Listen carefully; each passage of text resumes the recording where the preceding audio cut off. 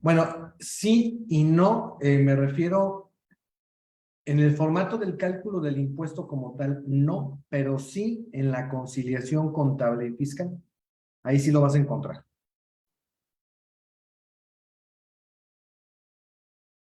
Gracias, maestro. Pregunta Yasmín Salazar. En un proceso de liquidación, las deudas que no se alcanzan a pagar, ¿se considerarán como ingresos acumulables? Sí, se consideran como ingresos acumulables, tanto en las liquidaciones y aprovechando la pregunta, también lo hago extensivo. La misma mecánica o lógica es en la liquidación opera como ingreso acumulable y también cuando las empresas entran en concurso mercantil. Las deudas no cubiertas se consideran ingresos acumulables. Pregunta Luis Pérez. Si vendo servicios y les doy crédito, pero meto mis facturas a factoraje, ¿considero el total o solo lo que recibo hablando del ingreso?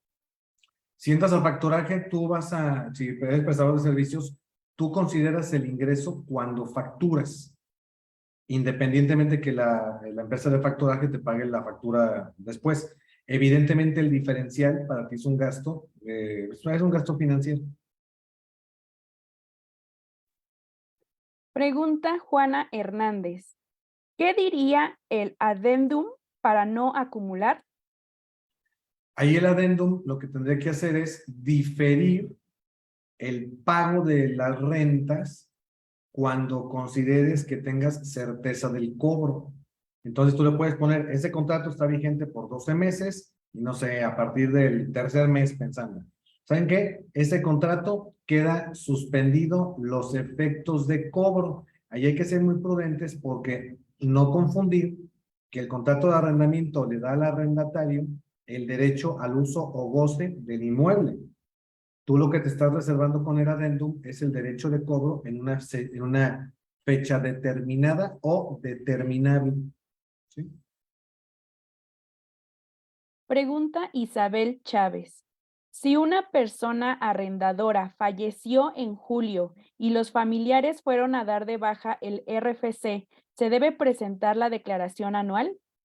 Aquí nada más para no distraernos, la pregunta va enfocada a una persona física, el tema es de personas morales, pero la respuesta es sí. Si el arrendador persona física fallece, tiene que haber un albacea y el albacea es el que hace la presentación de las declaraciones pendientes de cumplimiento del fallecido. Recuerden que en México las obligaciones fiscales no se extinguen con la muerte. Pregunta María Bravo. En el caso que mencionó sobre hacer exigible la renta, ¿ese ingreso se anotaría en el campo de la declaración que dice otros ingresos no registrados?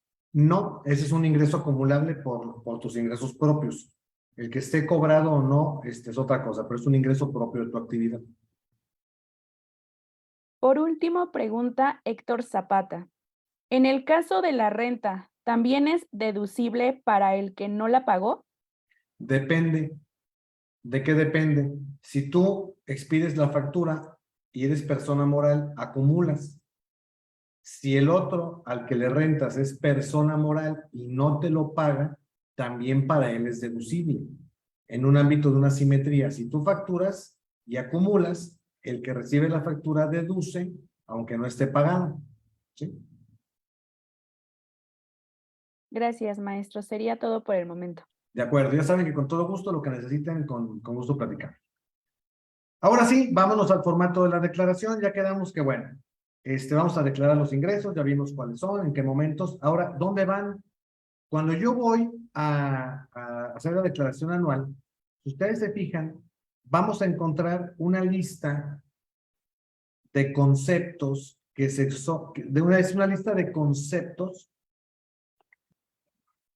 que contienen cada tipo de ingreso que una persona moral puede declarar. Aquí quise resaltar el renglón donde dice consolidación de la nuda propiedad y el usufructo del bien. ¿Por qué? Porque es prácticamente uno de los ingresos nuevos que no traía el formato del año pasado y que se agregan. Entonces ustedes revisan Tenemos selecciona y viene beneficio por mejoras, cantidades por gastos de cuenta de terceros. Prácticamente es toda la lista que tenemos en el artículo 18 de la ley del impuesto sobre la renta. Como ustedes pueden apreciar, la captura no es una captura aquí, en esta parte del formato, la captura no es complicada porque va a ser muy raro que una empresa tenga todos los ingresos. Puede ser, pues todo puede ser, pero es muy poco probable, ¿no? Y tienes que ir detallando los ingresos de tal manera que si tú en tus pagos provisionales declaraste 10 millones de pesos y cuando tú haces un pago provisional, pues tú nada más tienes el renglón donde dice ingresos nominales. Aquí vas a tener que ir detallando renglón por renglón cada tipo de ingreso de tal suerte que llegues a donde dice, voy a sacar aquí la herramienta más para ir haciendo algunos apuntes.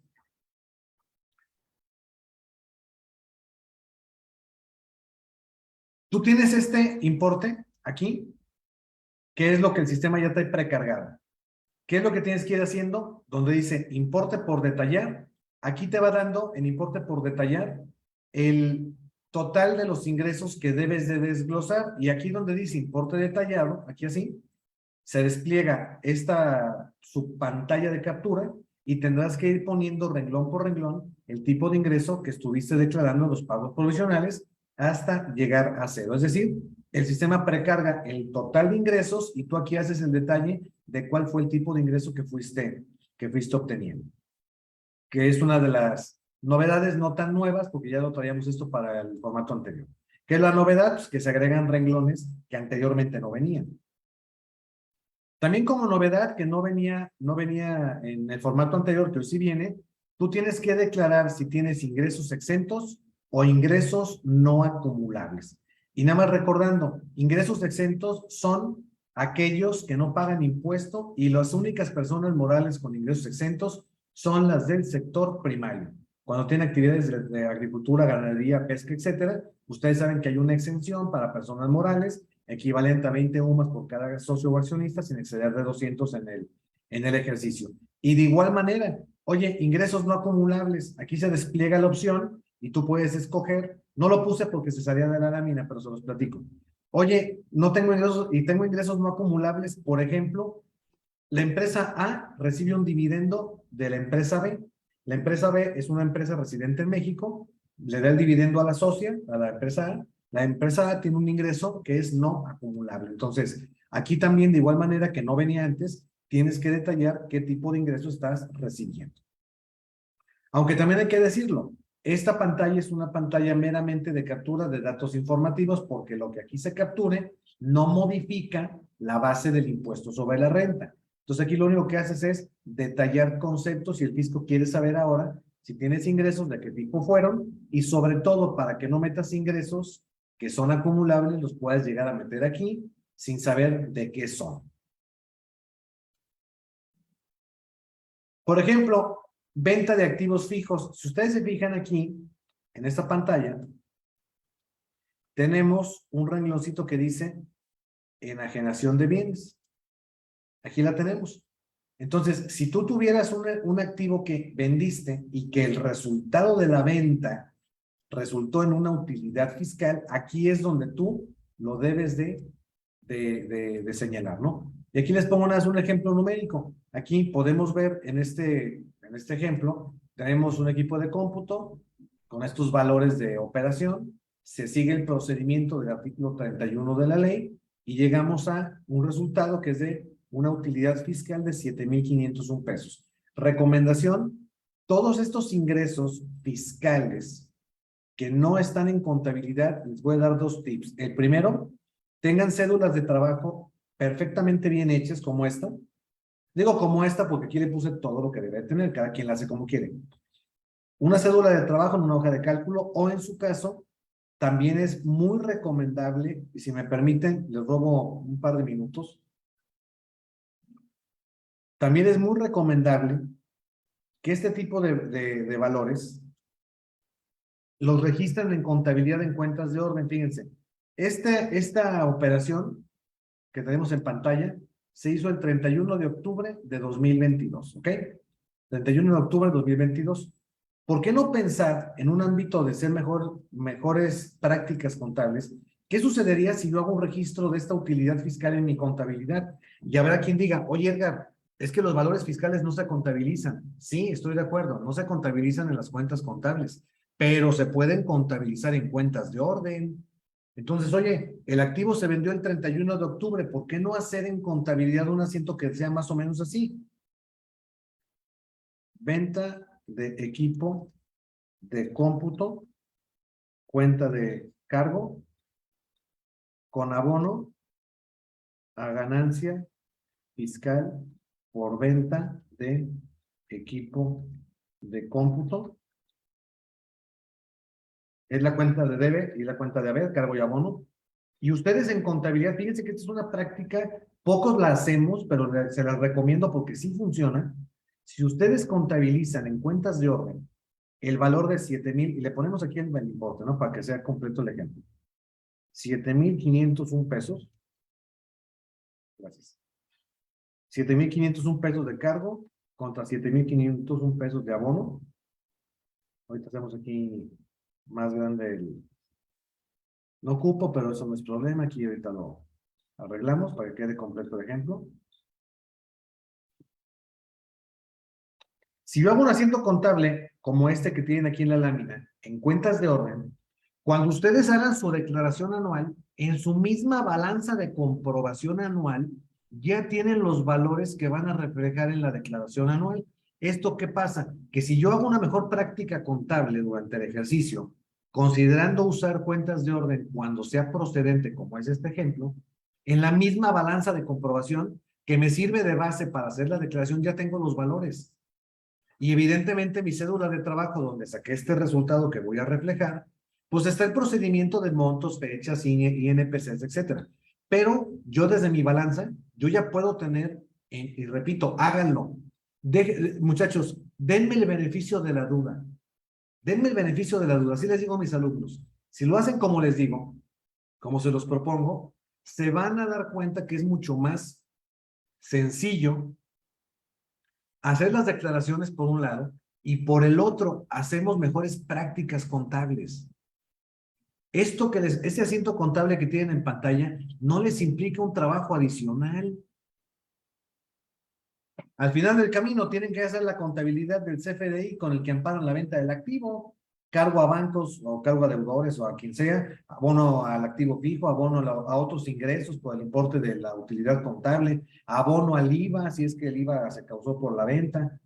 Entonces, ¿qué haces? En una póliza por separado o inclusive en la misma póliza contable donde contabilizas el CFDI de la venta del activo, ahí mismo haces tu asiento contable que les estoy proponiendo en pantalla. Y en una sola póliza, ¿qué hiciste? Le agregaste 2 renglones a una póliza que al final era a fuerza que tenías que hacer. Y desde la contabilidad financiera, muchachos, una reflexión. Antes de pensar en ser un buen fiscalista, métanse en la cabeza, tienen que ser buenos contadores. Si no son buenos contadores, no aspiren a ser un buen fiscalista. Oye, Edgar, ¿por qué dices eso? Pues porque así es. Para yo poder hacer una declaración de impuestos, tengo que tomar mi contabilidad. Si la contabilidad no está bien, pues los impuestos tampoco. O sea, no hay que ser un genio, ¿verdad que no? Háganlo. Y como este ejemplo, les puedo poner 10 más. Pérdidas fiscales, la CUCA, la CUPIN, ajuste por inflación, la ganancia cambiaria. O sea, hay muchas partidas fiscales que no son contables, que puedes tener en contabilidad sin que te afecte el activo, pasivo o capital. Te quitas de problemas. Intenten hacerlo, les digo, denme el beneficio de la duda. Y mejoran, muchachos, mejoran sus prácticas profesionales. Háganlo. Y de hecho a veces me da gusto que cuando me hacen caso, no falta alguien que me manda un correo o algún mensaje en el Facebook, en el Instagram, Twitter. Oye, pues fíjate que hice lo que me dijiste y sí me salió bien. Pues me da mucho gusto porque esa era la idea. Hacer mejores prácticas. Ingresos que solamente se acumulan en la declaración anual, que sí los hay. Les pongo un ejemplo. Opción de acumulación de ingresos por cobro total del precio. ¿Por qué puse como como el más común, porque no todos hacen estudios de precios de transferencia y no todos tienen acceso a los estímulos fiscales, que son ingresos que se acumulan en la declaración anual. Entonces, el más común es cuando optaste por acumular el cobro total o parcial del precio. Oye, Edgar, ¿y esta figura cuándo se da? Tarea, lean o consulten la regla miscelánea 3.2.4. Repito, esta opción la van a encontrar y aplíquenla porque es una buena estrategia fiscal. Regla 3.2.4. Búsquenla, léanla y cualquier pregunta, pues aquí estoy. Ingresos que solamente se acumulan en el anual. Esta es una pregunta de las preguntas frecuentes que tiene el portal, el SAT en su portal, y dice, ¿qué tipo de ingresos son los que se podrían acumular en este renglón, en ese que tenemos aquí? Y los que por ley serían, por ejemplo, dice el SAT, estímulos fiscales acumulables. Aquí los vemos, miren, todos los que hay y los que faltan que no alcanzaron a salir. Pero son estímulos fiscales. Solamente se acumulan en el anual. Utilidad distribuida por fideicomisos, también hasta el anual. Ganancias por inversiones de mercados de derivados, también hay.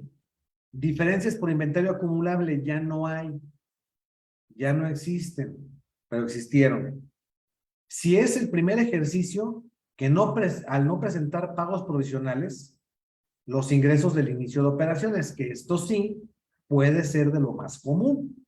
Oye, yo empecé operaciones en 2022, en febrero de 2022, no presenté pagos provisionales porque la ley me dice que no se presentan, pero tuve ingresos. Bueno, pues esos ingresos los vas a considerar en tu anual de 2022 que se presenta ahorita en 2023. Ajuste anual por inflación. El formulario fiscal te hace el cálculo. Esta es la pantalla, que no es nueva, también ya la conocíamos. Este es el formulario que te va a hacer el cálculo del ajuste anual por inflación, si es acumulable o si es deducible. Y del resultado que se obtenga, el sistema lo va a jalar como ingreso o el sistema lo va a jalar como deducción. Aquí, muchachos, pongan atención. Para calcular el ajuste por inflación, ustedes y yo sabemos que hay que calcular el promedio de créditos y el promedio de deudas. En términos generales, a bote pronto y en una explicación de mi parte muy ranchera, ¿cuáles son los créditos? Los activos circulantes, quitando caja. ¿Cuáles son las deudas? Los pasivos circulantes. Digo, explicación ranchera porque ahorita vamos a ver qué sí entra y qué no. Muchachos, fíjense bien lo que les digo. Ustedes hacen el llenado del promedio que previamente hicieron un cálculo en alguna hoja de cálculo. Ustedes aquí ponen el resultado final de ese cálculo. La autoridad fiscal puede determinar por dentro de sus sistemas, a través del envío de las balanzas, cuál es el promedio de deudas y cuál es el promedio de créditos. ¿Y por qué lo puede determinar? Porque si yo ya mandé mi balanza al SAT y es la misma que yo utilizo para hacer el cálculo, pues el resultado debe de ser el mismo. Si a mí me da acumulable y adentro del SAT está deducible, pues ahí hay un error. ¿Que beneficia al SAT? Pues sí, pero hay un error. Si es al revés también. ¿Dónde está el punto fino, muchachos? ¿Dónde está el punto fino de un buen cálculo del ajuste anual? Pues saber qué partidas son las que entran. Y hay una que ahorita les voy a mostrar que les apuesto, y me lo dicen en el chat. Aquí Ana nos hace favor de darle seguimiento. Les apuesto que va a haber una partida que todo mundo, o si no todos, casi todos, ponen mal y las consideran. Y esa partida que incluyen, que por ley no deben de incluir, en algunos casos es factor determinante para saber si el ajuste es deducible o no, o acumulable también. ¿Cómo se calcula el ajuste por inflación? Esto lo puse yo, pero esto ya lo hace aquí el formato fiscal, ¿no? Tú le pones promedio de créditos, de deudas, la diferencia. Ya saben que si los créditos son mayores que las deudas, el ajuste es deducible. Si es al revés, es acumulable. ¿Qué se debe de considerar o no como créditos o deudas? Bueno, Si yo tengo estas cuentas que ven aquí en pantalla, es lo que la ley dice que son créditos. Puse en número 1 el anticipo a proveedores con una X. Los anticipos a proveedores, muchachos, no son créditos para el ajuste inflacionario. Y es un error que comete muchísima gente. Muchísima gente mete los anticipos a proveedores como crédito, muchachos. No son créditos. ¿Qué es lo que sí se considera? Las cuentas bancarias, cuentas por cobrar, los saldos de clientes, depósitos en garantía, créditos a cargo de personas físicas con actividad empresarial, créditos a cargo de personas físicas cobrados en un periodo de mayor a 30 días. No se consideran los préstamos ni las cantidades a cargo de socios accionistas, si son personas físicas o extranjeros, pero si son personas morales como socias, sí entran, no entran los préstamos a empleados, pagos de impuestos provisionales, estímulos fiscales, sí se consideran los préstamos otorgados a personas morales, no se considera el efectivo en caja, no consideres las acciones, saldos a favor de impuestos sí entran. Entonces, esta es la lista que ustedes tienen que revisar cuando hacen el cálculo del ajuste por inflación. Y creo que más de alguno, donde creo que patinan es en el anticipo a proveedores, que eso no entra. Eso es hablando de créditos. Ahora, deudas. Tampoco entran los anticipos de clientes, aunque es una deuda, sí, pero no entran. Aportaciones para futuros aumentos de capital. No es un pasivo como tal, pero la ley lo asimila en el ajuste inflacionario. Mételo. Impuestos causados también entran. Cuentas por pagar también entran. Proveedores nacionales o extranjeros también entran. PTU por pagar, hace rato me hacían la consulta, pues aquí está, lo tienes que meter. Si ya lo vas a pagar, pues no, págalo. Aportaciones de seguridad social también no entran los impuestos retenidos ni las contribuciones a cargo de terceros. Entonces, con estos conceptos, ustedes ya están en posibilidades de hacer el cálculo del ajuste y el resultado final, vaciarlo en este apartado de la declaración. Aquí, el cálculo del factor de ajuste lo hace el sistema en automático. Si ustedes dividen el factor de diciembre de 2022 entre 2021, el factor de ajuste va a ser 0.0782. Que repito, el sistema ya lo hace. Si es un periodo, perdón, si es un ejercicio de 12 meses, si es de menos de 12 meses, también el sistema te hace el cálculo del factor que corresponde. Y ya el resultado final, pues el sistema lo acomoda donde va. Fue acumulable, lo mete en ingresos acumulables. Fue deducible, lo manda a las deducciones autorizadas. Eso es lo que corresponde al cálculo o al tema de los ingresos. Antes de pasar a las deducciones, ¿dudas o preguntas?